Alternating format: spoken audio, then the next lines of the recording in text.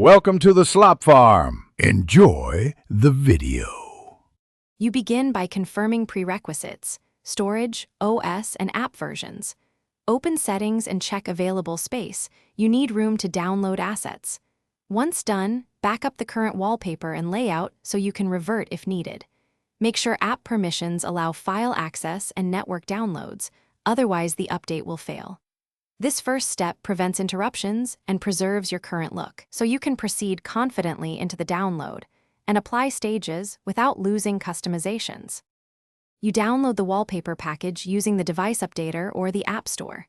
If a checksum or file size is provided, verify it to ensure integrity. Once downloaded, open wallpaper settings and choose the new image. Adjust fit, crop, and lock screen options to preserve aspect ratio and composition. Make sure to apply to the correct display, home, lock, or both. During this stage, you control how the image scales and whether motion or parallax remains enabled, so the result looks intentional and sharp. You finish by confirming the wallpaper displays correctly on all screens.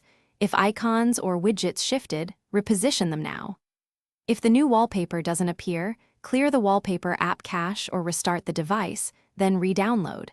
This often resolves temporary corruption or permission glitches. If problems persist, restore your backup to return to the prior state and inspect the update source. One key troubleshooting tip: toggling airplane mode briefly can force a fresh network handshake and fix stubborn. Thanks for watching. Consider subscribing if we helped you today.